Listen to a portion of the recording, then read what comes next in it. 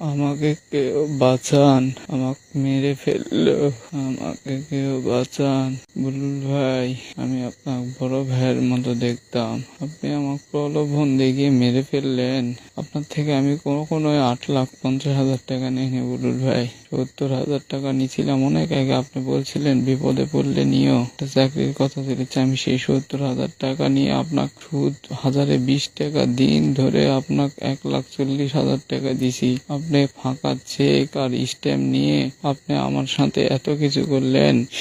Stamp আর check রেখে আমাকে আজকে আপনি কি করছেন, 10,45,000 টাকা পাই, সব বাদ দিয়ে 8,50,000 টাকা আমি তাও দিতে চাইলাম। আমি টাকা নিয়ে আসতেছিলাম আমি মহদেবপুর থেকে, আপনি ছাড়া আর কেউ জানতো না। ভাই ভাই, আপনি আমার পিছনে লোক লাগে দিয়ে আমাকে মেরে ফেললেন। ভাই, ওরা আমাকে খুঁজেছে, আমি লুকিয়ে আছি। ভাই ভাই রে, আমি নজিপুরের সকল ছাত্র জনতার কাছে অনুরোধ করেছি, আমি ওর থেকে মাত্র 70,000 টাকা নিয়েছিলাম। আমি ওকে দিছি আগে 7 লক্ষ টাকা, আবার আজকে 10 লাখ টাকা আমি এক জায়গা থেকে নিয়ে এসেছিলাম ওকে দিব বলে 8,50,000। তাও মান সম্মান, ওই রাজনীতিক ভয় দেখাতো, এখন আসে বিএনপির ভয় দেখায়। মান সম্মান, বাড়িতে আসবে, সবাইকে নিয়ে বসবে, পুলিশ দেখবে, আমার কাছে ডকুমেন্ট আছে। ওই আমাকে জোরপূর্বক আবার পরে স্ট্যাম্প করে নেয় যে 8,50,000 তোমার থেকে আমি পাই, কিন্তু আমি 1 টাকাও নিইনি ওর থেকে। আমি 8,50,000 নিয়ে করবো কি?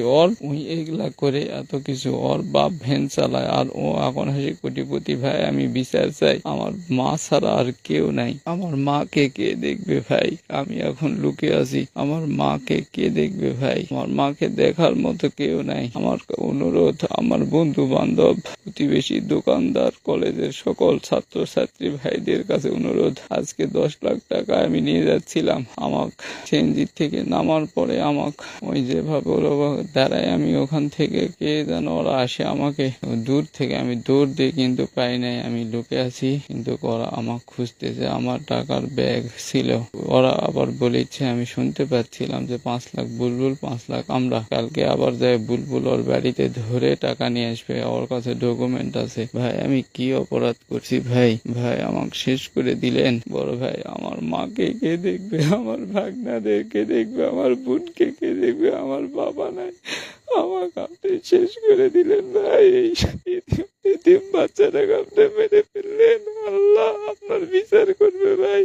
আমার সকলের কাছে অনুরোধ, আমি ওর 17 লক্ষ টাকা দিয়েছি, আজকের এই 10 লাখ ওই নিচে, ওই পাঠাইছে সবাইকে। আমাকে 17 লক্ষ টাকা আমার মায়ের হাতে পৌঁছে দিবেন। ওর থেকে ওই এখন 80 থেকে 90 লাখ টাকা মালিক। এই সব করে আমাকে ওই বেচতে দিল না, ওই 90 লাখ টাকার মালিক আমাকে ওই বেচতে দিল না। প্লিজ আপনারা এই বিচার করবেন, আমি আর আমাকে আর বাঁচিয়ে রাখবে না, আমি শেষ।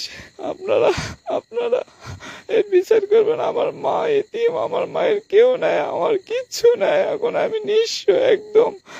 ওই আমার থেকে কোনো টাকা পায় না, ওর সম্মান রক্ষাতে আমি ওকে টাকা দিতে চাইছি যে আমার 70,000 টাকার থেকে ওই 3-4 মাসে আজকে আসে করছে আমি তোমার থেকে 10 লাখ টাকা পাবো। তারপর কি কয়ে বলে করছে আমি ছাড়ে দিচ্ছি, 8,50,000 টাকা, 1,000 টাকা আমার থেকে স্ট্যাম্প করে নিছে। আমি ওটাও দিতে চাইছি। 14 তারিখ দেওয়ার কথা, আমার একটা চাকরির কথা চলেছিল, আমি ওখানে গেছিলাম। ওই ফোনের উপর ফোন দিয়ে দিয়ে আমি বলতে চাইনি, আমি খালি বলেছি যাচ্ছি। পরে ওই আমার থেকে সব শুনে ওই আমার পিছনে লোক লাগে দিয়ে আমাকে শেষ করে দিল। আপনারা এর বিচার করবেন, আপনারা এর বিচার করবেন। আমি আর বাঁচতে, আমাকে মেরে ফেলে দিচ্ছে। বুলবুলের শাস্তি চাই। ওই আমাকে শেষ করে দিল, ওই আমাকে শেষ করে দিল। বুলবুলের শাস্তি চাই। আমার মায়ের হাতে ওর থেকে 17 লক্ষ টাকা নিয়ে দিবেন। আমি ছাত্র জনতার কাছে অনুরোধ করেছি, আমার 17 লক্ষ টাকা নিয়েছে, আমি ওর থেকে মাত্র 70,000 টাকা নিয়েছিলাম। ওই আমাকে প্রলোভন দেখিয়ে স্ট্যাম্প করে নিচে, আমার জমি বিক্রি করে হলেও ওই টাকা নিবে, এটা সেটা ওই শুধু রাজনৈতিক পাওয়ার